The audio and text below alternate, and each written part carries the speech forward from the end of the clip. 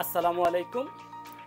ধরেন আপনি কোনো মার্ডার করে অথবা অন্য কোনো অপরাধ করে আপনি সংশ্লিষ্ট থানায় যেয়ে স্বীকার করলেন যে আমি এই অপরাধটা করেছি, যেটা আমাদের ফৌজদারি কার্যবিধির 164 ধারার জবানবন্দি বলা হয়। আসলে 164 ধারা কি এবং কখন প্রদান করা হয় এবং এটা কিভাবে আদালতে বা আপনার মামলায় কাজে লাগবে সেই বিষয়টা নিয়ে আজকে আমি আলোচনা করব। আমি Mohammad Emdadul Haque Milan, advocate, Bangladesh supreme court Emdadul law ফার্মের পক্ষ থেকে আপনাদের সকলকে জানাচ্ছি আন্তরিক শুভেচ্ছা এবং অভিনন্দন। মূল আলোচনা শুরু করার আগে যারা এখনও আমাদের চ্যানেলটি সাবস্ক্রাইব করেননি তাদেরকে বিনীত অনুরোধ করব আমাদের চ্যানেলটি সাবস্ক্রাইব করে বেল বাটন অন করে পাশে থাকার জন্য। তো আজকে যে বিষয়টা নিয়ে আলোচনা করব যে 164 ধারা ফৌজদারি কার্যবিধির 164 ধারাটায় আপনি কখন জবানবন্দি দিবেন। ফর একটা এক্সাম্পল, যে সম্প্রতি একটা মামলা এসেছে আমার কাছে যে তার স্ত্রীকে সে রাগের মাথায় সে হত্যা করেছে। হত্যা করার পরে সে সংশ্লিষ্ট থানায় গিয়ে সে জবানবন্দি দিছে যে আমি আমার স্ত্রীকে হত্যা করেছি, এবং সে যে এই জবানবন্দিটা দিল যে আমি নিজেই হত্যা করেছি, তখন এই যে ফৌজদারি কার্যবিধির 164 ধারা এইটাই হচ্ছে 164 ধারা। তো যখন উনি সংশ্লিষ্ট থানায় গিয়ে বলল যে আমি আমার স্ত্রীকে হত্যা করেছি, তখন সাথে সাথে থানার সংশ্লিষ্ট ভারপ্রাপ্ত কর্মকর্তা তখন এই জিনিসটা তদন্ত করবেন যে আসলে সত্যতা আছে কিনা।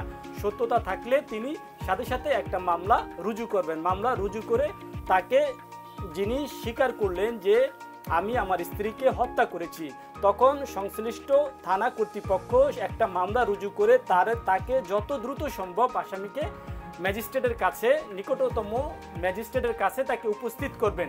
ম্যাজিস্ট্রেটের কাছে উপস্থিত করার পরে সাধারণত 164 ধারা এটা বিচারকের কাছে, ম্যাজিস্ট্রেটের কাছে এই জবানবন্দিটা দিতে হয়। এটা থানায়ও না এবং অন্য কোথাও না, একমাত্র যিনি এই মামলার বিচারিক তদন্তে কোনো দায়িত্ব তো নেই, যে মামলাটা বিচারিক তদন্তে কোনো দায়িত্ব নেই এমন কোনো বিচারক, তিনি তার কাছে এই জবানবন্দিটা দিবেন।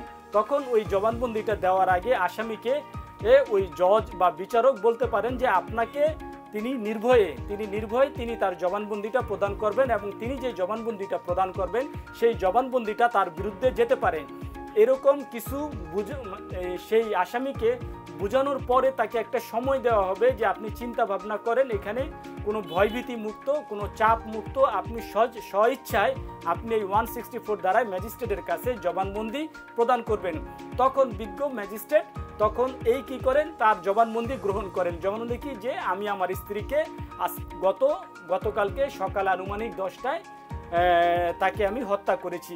তখন ম্যাজিস্ট্রেট তার এই জবানবন্দিটা লিখিত আকারে লিখবেন, লেখার পরে তাকে পড়ে শোনাবেন এবং তিনি নিজেও পড়ে শুনবেন। শোনার পরে তাকে ম্যাজিস্ট্রেট বলবে যে তখন তাকে তার জবানবন্দিটাকে স্বাক্ষর করেন, তখন তার এই জবানবন্দির নিচে স্বাক্ষর করবেন। তো এইভাবে আপনি 164 ধারায় একটা জবানবন্দি আপনি রেকর্ড করা হয়। এইটা রেকর্ড করা হয় কি সংশ্লিষ্ট ম্যাজিস্ট্রেটের কাছে। যখন এই রেকর্ড করা হয়, রেকর্ড করার পরে সংশ্লিষ্ট বিচারক তারপরে এই অন্যান্য যে সমস্ত আইনি পদক্ষেপগুলো রয়েছেন সেই পদক্ষেপগুলো পালন করে। তার মধ্যে অন্যতম হলো আপনার এই জবানবন্দি রেকর্ড করে তিনি তাকে আসামিকে কারাগারে প্রেরণ করতে পারেন। কারাগারে প্রেরণ করা হলে তখন এইটা মামলার ক্ষেত্রে কি প্রভাব পড়বে, এইটা হলো সবচেয়ে বড় বিষয়। যে আপনি যখন একটা অপরাধ করবেন, অপরাধটা স্বীকার করবেন, এই স্বীকার করার ভিত্তিতে আদালত কি করবে, আপনাকে চাইলে সাজা দিতে পারে।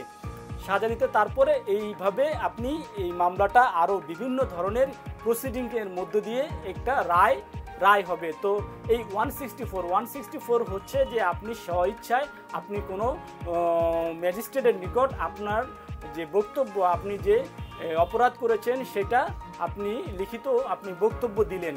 তো এই ফৌজদারি কার্যবিধির 164 ধারায় যখন আপনি কোনো বক্তব্য দিবেন, এটা খুব সাবধানে দিবেন, কারণ এই বক্তব্যটা আপনার বিরুদ্ধে চলে যাবে এবং এইটা খুব একটা সেন্সিটিভ বিষয় আদালতের কাছে, যে যদি আপনি এই অপরাধটা স্বীকার করেন।